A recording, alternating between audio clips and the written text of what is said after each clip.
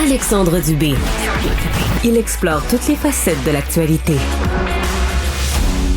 Le premier ministre du Québec poursuit sa visite à Washington. Et après avoir rencontré les acteurs clés de l'industrie de l'aluminium, il va participer à la mission du Conseil de la Fédération. D'ailleurs, M. Legault a qualifié la guerre commerciale que mène actuellement Trump de ridicule. M. Legault n'a pas exclu non plus d'envoyer l'aluminium du Québec en Europe et a martelé qu'il fallait renégocier le plus rapidement possible l'accord de libre-échange entre les États-Unis et le Mexique. Essentiellement un accord qui a été négocié et signé par le président Trump.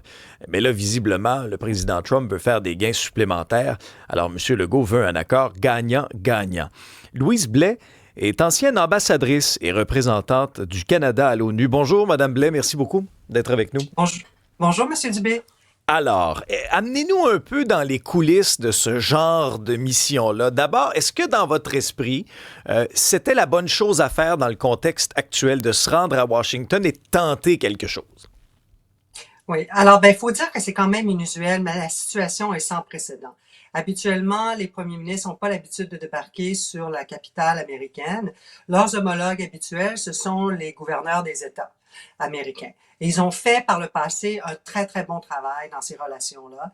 Et les gouverneurs sont importants parce que certains d'entre eux deviennent un jour membres du cabinet du président ou même président. Alors, c'est un travail au niveau étatique qui a toujours été important. Mais là, on débarque en mission, plusieurs premiers ministres, dans un environnement très saturé, un début de mandat du président Trump. Alors, les impacts que ça va avoir vont être quand même assez limités, il faut se le dire. Mais c'est important quand même. Je soulignerais que les rencontres que le premier ministre a eues avec l'industrie hier, et c'est important. Je pense aussi, il a amené avec lui des représentants du secteur, parce que je pense qu'au bout de la ligne, c'est vraiment le monde des affaires américain qui va réussir à faire changer la donne pour le président. Mais c'est pas évident, surtout un groupe comme ça ensemble. Aujourd'hui, ils ont des rencontres, c'est pas clair exactement qui ils vont rencontrer, quels vont être leurs interlocuteurs et quel va être le ton. Mais ça, c'est important aussi. Arriver avec le bon ton.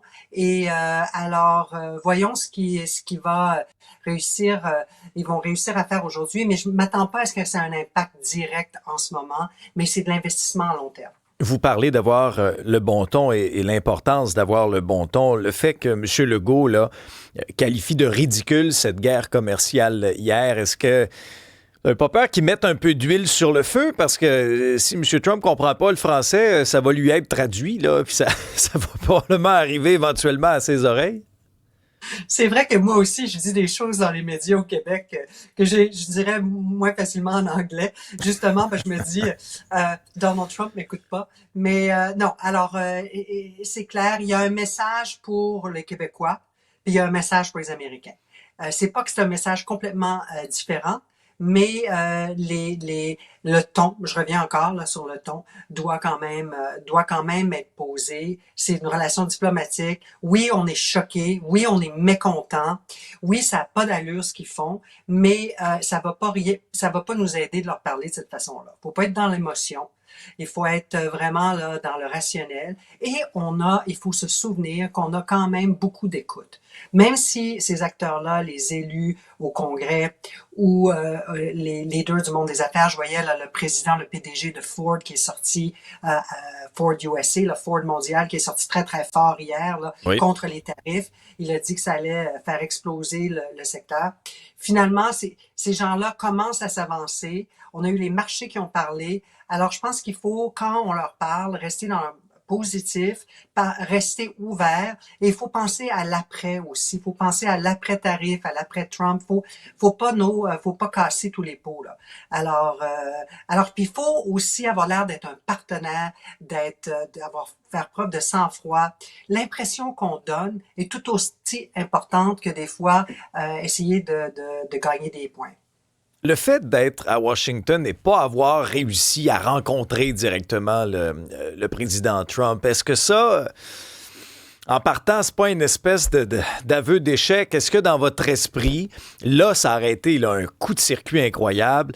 Parce que, bon, M. Trump, on le sait, là, reçoit toutes sortes de dignitaires à la Maison-Blanche. Il n'aurait pas pu faire une petite place à son agenda, à son plus gros partenaire commercial, qui est le Canada, lorsqu'une délégation de premiers ministres se rend à Washington. Comment vous interprétez ce refus-là? Ben, en fait, je suis pas sûre qu'il y a eu un refus comme tel, Il n'y a pas eu mais acceptation, en tout cas. Là. Il n'y a pas eu non. d'invitation.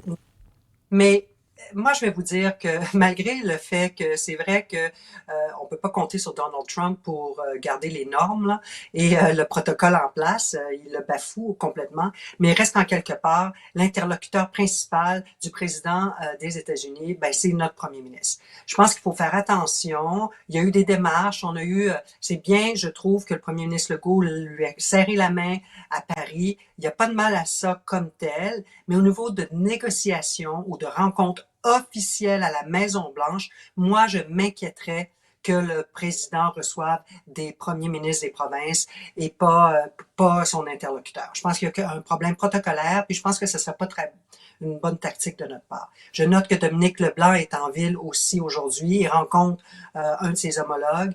Et ça, c'est correct aussi. Alors, je pense qu'il faut garder les joueurs où ils doivent jouer. Et parce que si sur la glace, on va un peu partout dans toutes les directions, puis il n'y a pas de règles, ben je pense qu'on va pas réussir à marquer des buts. Et il faudra, oui, j'aime l'analogie, c'est important, du hockey.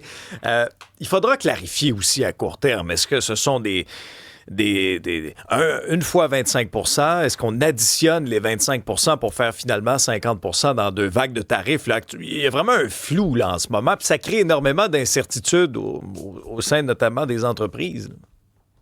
Mais complètement. Puis ça crée de l'incertitude pour les Américains aussi. Ça gèle un peu parce que ici, le capital va toujours aller vers une certaine certitude. Hein? C'est ça qui est important. On peut s'adapter à presque tout. Hein? Mais l'incertitude, ça fige, ça paralyse et on l'a vu la dernière fois lorsqu'il a imposé des tarifs sur l'aluminium et l'acier. Il n'y a pas eu un tsunami d'investissement dans l'industrie aux États-Unis parce que l'industrie savait que c'était probablement temporaire et a attendu, a été patiente. Comme de fait, ça a été temporaire.